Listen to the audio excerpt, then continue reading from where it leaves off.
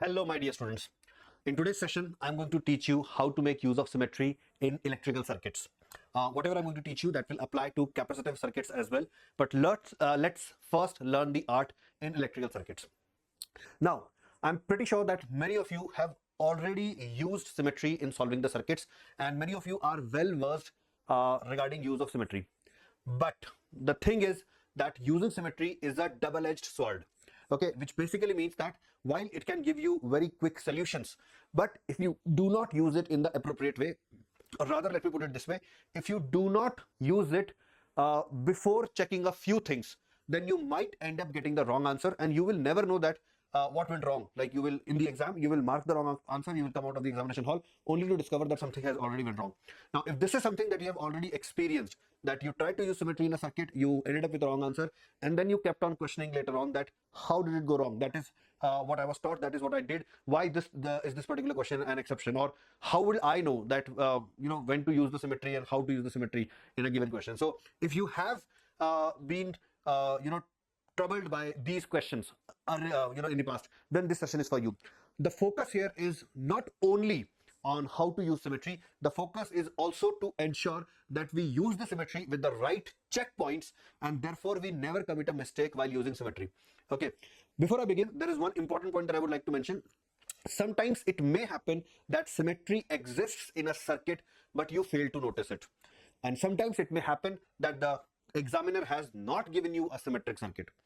What I have learned is that once a student learns symmetry, the student keeps on searching for symmetry in each and every question. Sometimes the student fails to notice it. Sometimes the question is not framed to be a symmetric circuit, and therefore the student doesn't find it. And when it happens, when the student doesn't find it, the student leaves the question altogether, assuming that there is something that he is not able to recognize. Now, guys, please understand this. Symmetry or no symmetry, you can always solve the question. Like the recognition of an existing symmetry. All right, it doesn't ensures that you will solve the question, or that is not the condition to solve the question. It may happen that symmetry is there and you fail to realize the symmetry, and you can still finish the question. So whether a circuit is symmetric or not, whether you are able to recognize the symmetry or not, it has got no bearance on whether you can solve the question or not. You can always solve the question even if you fail to realize the symmetry. The point is that if there is symmetry and you use it, then you reduce the number of variables, and therefore you reduce the calculations by a significant amount. Okay, in case if you fail to realize the symmetry, you can still solve the question, just that the solution will be a laborious one. But as far as the capability of solving the question is concerned, you will have the capability to solve the question. On that note, let's begin, everyone. Okay, so let's go to the next slide. Okay, so you see a circuit here. And just by looking at this circuit, if I ask you that whether this circuit is symmetric or not, if you said yes, I will say that you need to be a bit more careful, because nothing is mentioned about these resistances. I have yet not declared that all these resistances are equal or some of them are equal. I have given no information to you regarding symmetry. So if I show you this circuit and if I ask you about symmetry, whether symmetry is there or not, with the amount of information that you have, you should always say we don't know. Okay, and if we are forced to choose whether it is symmetric or not, go for an asymmetric circuit, because we don't know that it's symmetric, the resistances are equal or not. Okay, so consider the circuit like this. Let's count the number of resistances we have here. So there would be 2, and then these are 5, so 7 again, 14, and 2, 18 resistances, 16 resistances we have here. Okay, all right, now see this one. What happened now, I have given names to these resistances. Okay, now notice carefully. If this is R1, then this is R1. If this is R3, then this is R3. If this is R2, then this is R2. If this is R4, then this is R4. Okay, if this is R7, then this is R7. If this is R5, this is R5. If this is R6, and this is R6. Okay, so there is a certain pattern in the values that I have chosen. Okay, there is definitely a certain pattern. Okay, can we say, like whatever I'm drawing on the screen right now, can we say on the basis of that this circuit is symmetric about a horizontal plane? Like this, like if you treat this plane as a mirror, then the top half of the circuit is the mirror image of the bottom half of the circuit. Please pay attention to this. Okay, so whenever such a situation is there, what kind of situation? A situation that a symmetry plane passes through the points where battery is connected. Okay, whenever symmetry plane passes through the points where battery is connected, in such cases, points that are mirror image of each other, okay, points that are mirror image of each other, they have got the same potential. What I mean to say is that if the potential of this point is V1, then the image of this point will be this point. If we are considering this plane as the symmetry plane, then this point and this point, they will be called as the mirror images of each other. So the potential of this one would be V1. Because this was V1, so this will also be V1. Similarly, if the potential of this point is V2, then the potential of this point will also be V2. If the potential of this point is V3, then the potential of this point will also be V3, going by the same rule. And you can choose 0 potential on one side of the battery, okay, and then you can choose 100 or whatever the EMF of the battery is, okay. So once we do that, there is only one point left here. You can choose the potential of this point as V4 or V4, yeah. So you can see that now we have 4 unknowns, okay. V1, V2, V3 and V4, these are the 4 unknowns, okay. So before that, if before this exercise, let's say if we were to distribute potentials in such a circuit where we don't know the value of any resistance, you will realize that the number of variables will turn out to be huge. For example, you will have to assume a V1 here, maybe a V2 here, maybe a V3 here. Now we don't have any reason to assume that the potential here should be V1, so we will go with a new variable. Let's say V4, let's keep it here. So see, this V5 is an extra variable, this V6 is an extra variable, this V7 is an extra variable, okay. You can still assume a 0 here, you can still assume a 100 here. So if I was not using any symmetry, I ended up getting 7 variables in this circuit. But the moment symmetry plane was given to me, the number of unknowns went from 7 to 4. Okay, so in the previous case, without symmetry, if I were to solve this circuit, that is, if the resistances are given to me, let's say this is 2, this is 1, this is 3, 4, 5, 6, some random values are given to me, and I'm asked to find out the current through the battery. I will have to frame 7 equations because there are 7 unknowns, and then I need to solve them simultaneously to get the value of the 7 variables, and then I will be in a position to find out the current through the battery. Okay, now because of the presence of the symmetry, that 7 variable has reduced to 4 variable, making the calculations much easier. Having said that, here, if you fail to see the symmetry and you continue by writing this as V5, V6, V7, then your solution will be same as the previous one. It would be, as long as what you did in the previous case, but you will still get the answer and the same answer that you are going to get even when you use the symmetry. So if you fail to recognize the symmetry, it is not that you can't solve the question. You can always do that, just that the solution will become a bit lengthy. Okay, so this was one kind of symmetry. I hope you remember the rule. If the symmetry plane passes through the point where the battery is connected, then the points that are mirror image of each other in this plane, they will have the same potential. Now, if you are looking for a reason for this, the reason is also very simple, guys. Suppose I told you that let's assume the potential here at V1, V2 and V3, and let's not comment about potentials at these points right now, let's say. And then if I ask you to close your eyes, you did close your eyes in a very honest way. And what I did, I just flipped the circuit. I flipped the circuit about the axis AB by 180 degree. And then I asked you to open the eyes. I told you that please open your eyes now. And then if I ask you that, did I make any changes to the circuit? What will you say? Imagine about this, guys. Imagine about this, that if I ask you to close your eyes, if I flip this circuit and then I ask you whether I made any changes to the circuit, what will you say? If you are going to say no, then you are acknowledging that these points that have now reached here, they have got the same potential as V1, V2, V3. Earlier we decided that these 3 points has potential V1, V2, V3. Now we flipped it and we don't see any difference in the circuit. So we will still claim that whichever point is present here, that will have a potential of V1. Whichever point is present here, that will have a potential of V2. Whichever point is present here, that will have a potential of V3. And therefore, we have concluded that these 2 points should have the same potential, these 2 should have the same potential, and these 2 should have the same potential. So that is one rule. I want you to remember this rule, guys. Let's call it as rule 1. It says if circuit is symmetric about a plane passing through A and B, where A and B are the points where the battery is connected, then points that are mirror images of each other in this plane will have the same potential. Please remember this point, and please remember this. You will understand the importance of this point when we move forward. Okay, so now let's look at the pattern again. Now this time, if this is R1, then this is R1. Previously, if this was R1, then this was R1 in the previous example. Now this is R1, this is R1, this is R2, this is R2, this is R5, this is R5, this is R7, this is R7, this is R9, this is R9, R6, R6, R3, R3. So of course there is a pattern again, and I hope that you noticed what the pattern is. In this case, the symmetry plane is not the one that passes through A and B. Rather, the symmetry plane is the one that is perpendicular to the line A and B. Okay, line joining A and B. So now the symmetry plane is somewhat like this. Okay, are you able to see this, everyone? So now this vertical plane is acting as the mirror, or vertical or horizontal is not important. Important point is that this plane is perpendicular to the line AB. Okay, now there is a very interesting rule for this situation. Let's first identify that which points are mirror images of each other. At least let's find one pair of point. So can I say that the image of this point is this point? Notice. Can I say this? The image of this point is this point. Okay. The image of A will become B. And that should be, if battery is connected at A, then battery should be connected at the image of A. All right. Which is the case. In this case, what happens is that the sum of potentials of these points will be equal to the sum of VA plus VB. What I'm trying to say is this: if this point is X, if this point is Y, then in this case, Vx is not equal to Vy. That was in the previous case. In the previous case, points that were images of each other had same potential. Now, points that are images of each other, the sum of potentials of those points will be same as VA plus VB. Now, that is the rule that will be obeyed in such a case. What case? What case? Where the symmetry plane is perpendicular to the line joining AB. Okay, in such a case, this is the rule that you need to follow.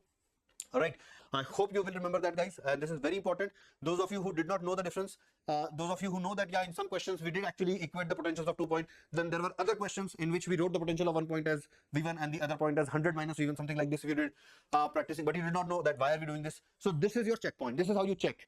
Okay, if the symmetry plane is perpendicular to the line joining AB, then the points that are mirror images, the sum of potentials of points that are mirror images of each other will be equal to VA plus VB. Okay, and if the symmetry plane is passing through the points A and B, that was the rule 1, then the mirror images will have the same potential. Okay, now how does this, how does this help me? So let's start distributing the potential once again. So if I choose the potential of this point as 0, then the potential of B would be 0. Okay, the potential of A will become 100. Okay, the potential of A will become 100. Now, if this potential, let's say, is V1, then this potential is 100 minus V1. Check this. Okay, VA is 100, VB is 0. So VA plus VB is 100. So VY would be 100 minus VX. VX is V1. Okay, similarly, if this point has a potential of V2, then this point will have a potential of 100 minus V2. Okay, now there is something very interesting here. If I talk about this point, let this point be P. Okay, so this P point lies on the plane itself. Okay, this P point lies on the symmetry plane itself. Now, whenever a point lies on the symmetry plane itself, or in other words, when an object lies on a plane mirror itself, where does its image lie? Can we say that the object and the image coincide in such a case? Okay, so the image of P will be P itself. What does that mean now? So if the potential at P is Vp, the potential of the image of P should be 100 minus Vp. So this is the potential of P, this is the potential of image of P, and they are the same point. They are the same point. The image of P is P itself. If potential of P is Vp, the potential of its image should be 100 minus Vp, and they are the same point. So these two should be equal. In other words, we got the value of Vp as 100, or you can remember this as a result, that potential of all points on such a symmetry plane will be equal to, sorry, by 2 will also be there, will be equal to VA plus VB by 2. So that makes it so easy. Like we can directly write the potential here as 50, the potential here as 50, the potential here as 50. So how many unknowns do we have now? Only 2 unknowns, V1 and V2.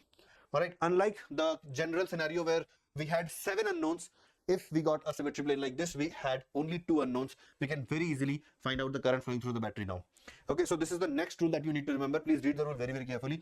If a circuit is symmetric about a plane that is perpendicular to the line AB, then sum of potentials of points that are mirror images of each other in this plane will be VA plus VB. Okay.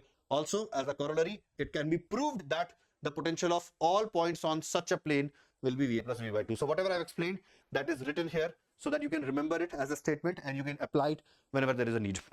All right. So I hope you've noticed this, guys. So that was rule number 2. Okay. Now, let's say if we are told that all the resistances are R. Now we have been told and we want to know the current flowing through the battery. How do we finish this question? Okay. So my first question to all of you is, what symmetry plane, like which rule will apply here? Rule 1, which would mean that the symmetry plane is the plane passing through AB, or 2, which would mean that the symmetry plane is perpendicular to the line joining A and B, or whether both the rules apply, rule 1 as well as rule 2. What do you think, guys? Only rule 1 will apply, or rule 1 plus rule 2 both? So in my opinion, I think we have both kinds of symmetry. Okay, so this will be there, so both kinds of symmetry are there. Therefore, both the rules will apply. So how will I start? Okay, how will I start? So let's say if this point has got a 0 potential, if this point has 0 potential, okay, this is 0, then this would be 100. Okay, this would be 100. Okay, so this is 100 volt. Okay, now I will start by assuming my first variable, let's say V1. Now, if the potential of this point is V1, by rule 1, these 2 points should have same potential. So I will write a V1 here. By rule 2, this point should have a potential of 100 minus V1. Now you can say that if this has 100 minus V1 by rule 1, this should also be 100 minus V1, or you can say by rule 2, if this has V1, then this point should have potential of 100 minus V1. In any case, we are arriving at the same conclusion. Okay, and then again by rule 2, this point should have a potential of 50. Okay, this entire junction should have a potential of 50, and this also should have a potential of 50. So we have distributed potentials at all points, and there is only one unknown, and that unknown is V1. If we get the value of V1, we will be aware of potential of all points of the circuit, and therefore we will be in a position to calculate current through any resistance, and therefore we will also be in a position to calculate current through the battery also. All right, so is that part clear, everyone? So to find the value of V1, what we need to do, we are going to use Kirchhoff's current rule. Okay, so for example, see this. Okay, I'll use a different color ink. Okay, so current going from this point in this direction, in this direction, and this direction. So the sum of these three currents should be 0. Okay, so I'm going to write that. Okay, so current going in this direction will be written as V1 minus 50 by R. Okay, so this is the current going in this direction. Because we are assuming current going from left to right, so the left one should be at higher potential, therefore V1 minus 50. Now the current going in this direction will again be written as same, V1 minus 50 by R. So let me make it double. And then the current going in this direction will be written as V1 minus 100 by R equal to 0. So from here we can get 2V1 plus V1. So we can get 3V1. Yeah, I hope I'm doing everything okay. Yeah, so we will get 3V1 is equals to 200. Okay, so V1 is equals to 200 by 3. And once you have the value of V1, you can readily write the current that is flowing here. Okay, like if this current is I or IB, then this current, IB current, okay, it will come here and will get divided into 3 parts. So if we write these 3 current and we add them, then we will get the current flowing through the battery. So we will be writing this current going upward as 100 minus V1 by R. Okay, plus current going in the downward direction will be same, 100 minus V1 by R. Okay, plus current going in this direction would be 100 minus 50, 100 minus 50 by R. So this is the current flowing through the battery. You can put the value of V1, you can solve it, and you will get the current flowing through the battery. Okay, once you know the current flowing through the battery, you are then in a very good position to find out the equivalent resistance of this entire circuit.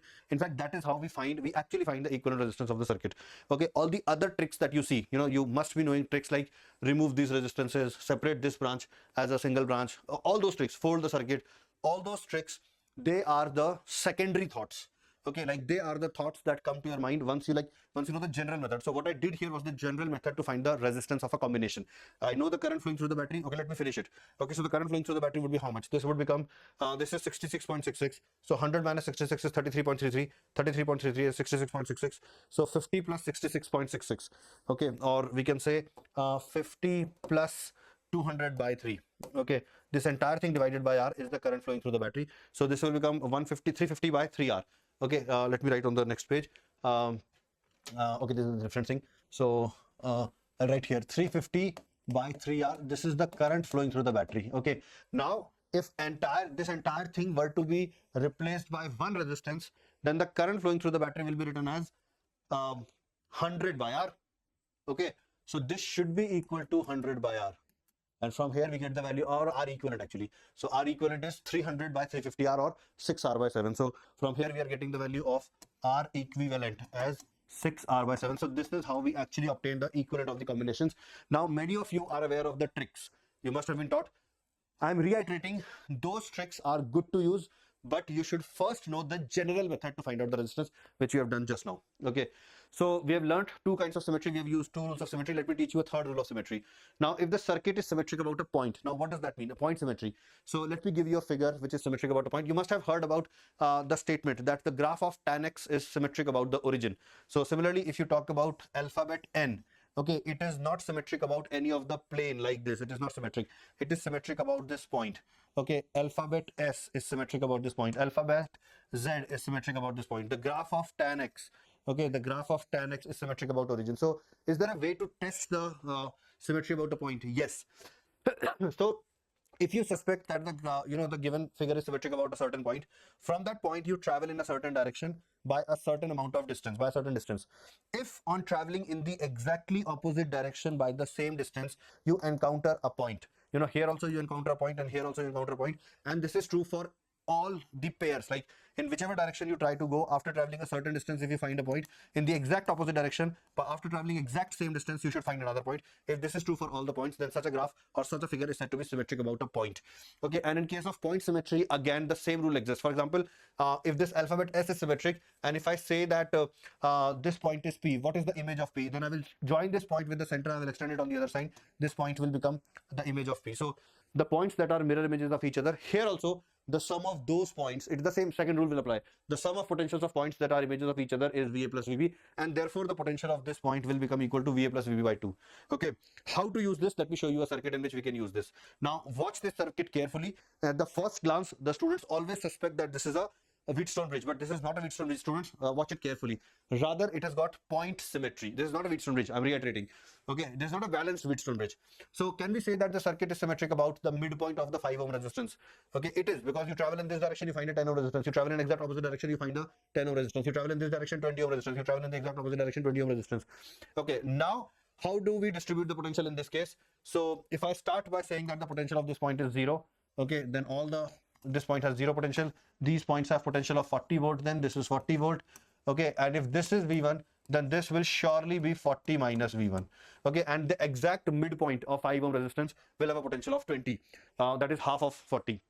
Okay, but that we will not need that. Now we want to find out the value of V1. What to do? Again, go by the same rule. Net outflowing current from this node should be 0. So I will write V1 minus 40 by this resistance is 10. Okay, plus V1 minus 40 minus V1. So this will become 2V1 minus 40 divided by 5. Okay, plus V1 minus 0 by 20. So V1 minus 0 by 20, and this entire thing equal to 0. So let me multiply the entire equation by 20. So this will become 2V1 minus 80.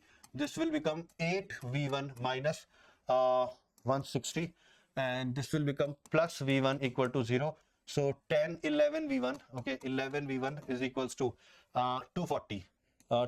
So the value of V1 is 240 by 11, and now we can proceed in the same manner. Once you know the potential at V1, you know the potential at all the points. Now you can find out the current flowing through the battery, and whatever you find, you can equate this with EMF divided by R equivalent, and from here you can get the equivalent value of the resistance of this combination of this entire circuit. Okay, so I have taught you 3 rules regarding use of symmetry. Before you start using symmetry, please ensure that you do check that which rule will apply. If you do that, then you will be in a better position to use the symmetry. Okay, now you can try some questions here. I have shown you exactly. Again, this is a very common question. So there are multiple ways to do this question. For the sake of teaching, let me do this question with the general method, and then I will do with some tricks also. So you can start by assuming that a 100-volt battery is connected here. You can assume a battery of any EMF. Okay, I am deliberately choosing 100 because 100 is a good number. Okay, it's a clean number to work with. Okay, so you will start by saying, okay, let 0 potential be present here. Let 100-volt potential be present here. And now again notice that rule 1 will be used, rule 2 will be used. Both the rules will be used here. So if this is V1, then this point is also V1. This will become 100 minus V1. So this will become 100 minus V1. So the center will become 50. So we have potential of all the points. And now we will write the equation to get the value of V1. The equation would be V1 minus 100 minus V1. So that will become 2V1. 2V1 minus 100. Okay, and then V1 minus 50 by R plus V1 minus 50 by R. That is this current plus V1 minus 100 by R equal to 0. Okay, so this will become 2V1, 3, 4, 4V1. Am I being right? Let me just check. V minus V2, V and V. Yeah, 4V1, 2, 3, 4. 4V1 is equals to 100, 150, 250. Okay, so V1 will come out to be 62.5 volt. And now that you have the value of V1, you can find IB.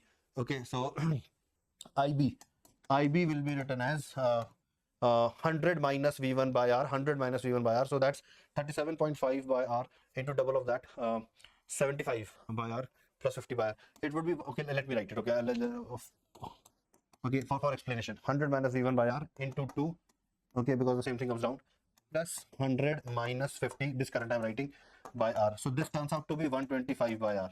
Okay, this is 125 by R, and therefore R equivalent would be 100 by IB, that is 125 by R.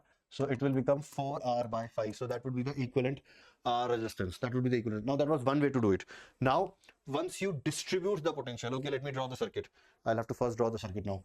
Okay, once you distribute the potential, then there is a lot of things that you can do.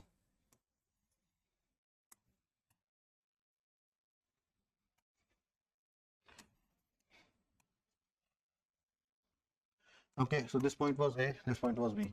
Okay, let me again distribute the potential in the manner in which we did it.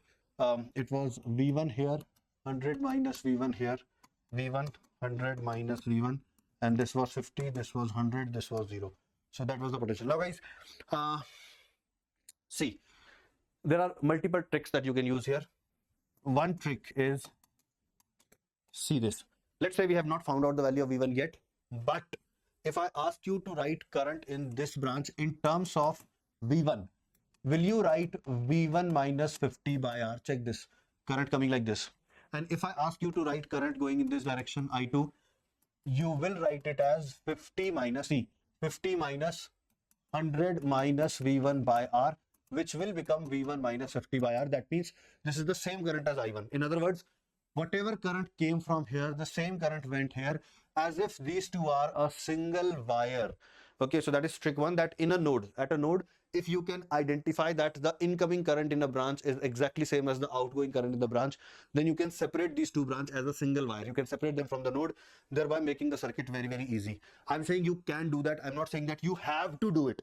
Okay, if it simplifies your question, then do it. If it doesn't, don't do it. For example, you may argue that, sir, the same current can go here also. Like if we check the current in this branch, it is same. Yes, it is same. So we can separate this also. Yes, you can. All right, yes, you can. But just because you can doesn't mean that you should. It should be beneficial to you also. Like separating this entire branch as from the node will not make too much of a difference to your solution. It will still keep it complicated only. So just, yes, you can separate it out, but it is not beneficial, so don't do it. Separating this branch and this branch will make a difference to you, so do it. So let me try to, let's see what kind of eraser I have with me. I think it will just erase. Yeah, okay, anyways. So we can say that once we have checked this, the same thing we can do with the lower resistances also. So you can actually make this branch like this, and once you do that, this question is now done. It is just become a combination of series and parallel, and I'm leaving it up to you to finish it out. We know that the result will be 4R by 5. We have already found it, but you can confirm it from here. So what was the trick one? Trick one is that if you can identify that the incoming current in a branch at a node is same as the current in as the outgoing current in another branch at the same node, then you can separate these two branches from the node and you can consider them as a straight wire or a like a separate wire. Okay, so that is one way of breaking this question open.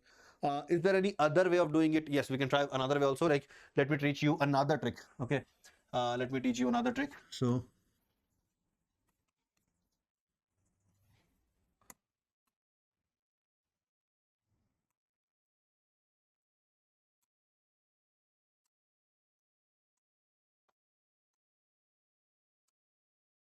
okay, again, let's distribute the potential. So what we did, let's do it. This was 0, this was 100, this was V1, this was 100 minus V1, this is again V1, this is again 100 minus V1, and this is 50.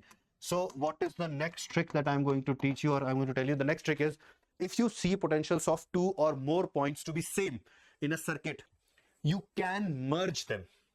You can merge them. I'm not saying you must merge them. It is your choice. If it makes things simple for you, merge them. If it doesn't make things simple for you, don't merge. Do you see some points with same potential? I do that. This is same as this. This is same as this. I will just flip this circuit. I will flip this circuit to make this point merge with this and to make this point merge with this. Once I do that, how will the circuit look to me? Let me show you how it will look. So all these resistances will go from here. Okay, and where will they go? I'm drawing them in a different color so that we can identify. So you will have one resistance here, you will have one resistance here, you will have one resistance here, you will have one resistance here, you will have one resistance here. So the lower half of the circuit, we have flipped them so that this point merges with this point merges, and this is what you are going to get. And now you can see that there are many resistances which are parallel to each other. So what you would be now getting is this.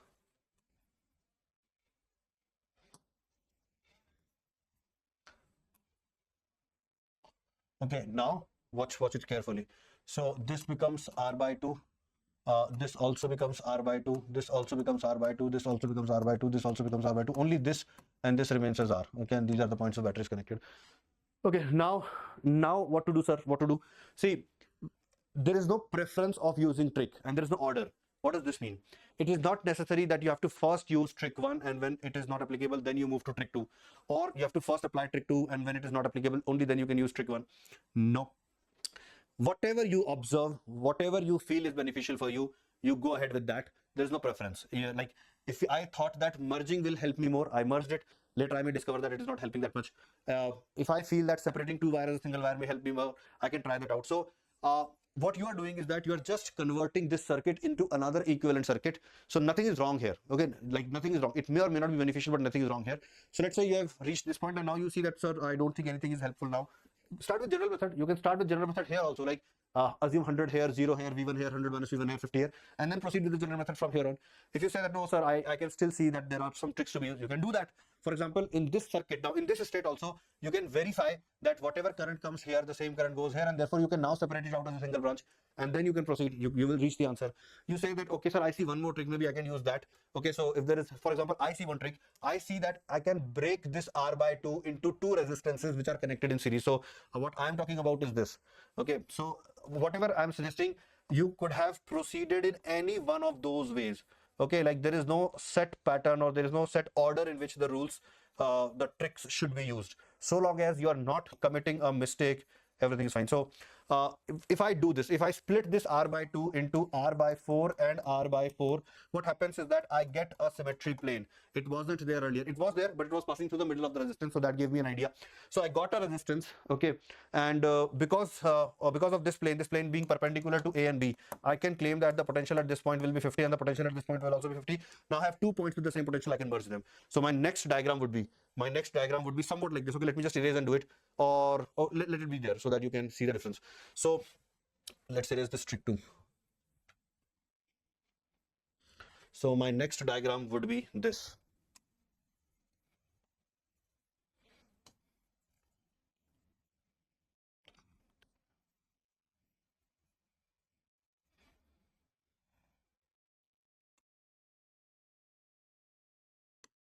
See, okay, this would be R by 4. This would also be R by 4. This would be R by 2. This would be R by 2. This is R. This is R. This is R by 2. And this is R by 2. Now, this is a simple series and parallel combination. These two are in parallel. Find out their equivalent. This is in series with this one. Then this entire combination is in parallel with this one. This entire thing is repeated here. And these two are in series. Find out the equivalent. This is 4R by 5. Okay. So, there are tricks. You can use them in any order. If you get stuck, you can start the general method from the point where you get stuck. Okay. So, these are some questions that you may try if you want now. Every resistance battery of connected across A and B. So in this question, the question talks about connecting a battery here. So guys, if I ask you, is there any symmetry plane? What will you say? And can you identify whether rule 1 will be used or rule 2 will be used? See, I see two symmetry planes here. One symmetry plane is this. Do you notice? And this symmetry plane divides this prism into left and right half, and this is passing through A and B, which means that if I'm trying to distribute potentials, points which are images of each other in this symmetry plane, they will have the same potential. So if I write a potential of, let's say V1 here, let's use red color. If I write a potential of V1 here, then this point will also have a V1 potential. If I write potential V2 here, this point will also have V2 here. And at the same time, if you notice, this has the other kind of symmetry as well. Now this symmetry plane, notice it is perpendicular to the line joining A and B, the one which is dividing this prism into the front half and the back half. Okay, and because this is perpendicular to AB, these 2 points are images of each other. Therefore, I can declare that V2 will be equal to 100 minus V1. Here also it will be 100, assuming that we have joined a 100-volt battery. Okay, so now I'll erase this these symmetry things, this place that I did. Okay, and I've distributed the potentials now. Okay, and I can clearly see that this point has V1, this point has V1. So this resistance becomes useless. That is third trick actually. I did not tell you about that. So if a resistance, if you see in a circuit that a resistance has got same potentials on either side, current can never enter that because the potential difference is 0. So such resistances can be removed. So you can ignore this resistance. Okay, you can ignore this resistance. Okay, you can, same way you can ignore this resistance. And now you can see it's a simple series and parallel combination. Do you see that? Okay, it's a simple series and parallel combination. So what will be the equivalent value? These three are in series, so 3R. These three are in series, so 3R. And they are parallel to each other. So 3R, 3R, and R, they are parallel to each other. So 3R by 2 and R, they are parallel to each other. So the final answer would be 3R by 2 into R divided by 5r by 2, r by 2 gets cancelled. So 3r by 5 will be the answer here. And you may use the general method, you may use any other method if you want. Okay, so this is one. And do we have any other problem? I guess that's it. So I hope you understood how to use symmetry, guys. I did not intend to teach you how to use symmetry. I mean, those of you who did not know and learn from this session, I'm happy that you did it. My intention was to teach you the checkpoints. Remember the rules before you apply symmetry. Check which rule will apply, rule 1 or rule 2. Okay, please check that so that you never commit a mistake in using the symmetry. On that note, I'll end the session, guys. I hope you learned something from this. I'll bring you more such sessions. Take care. Bye-bye.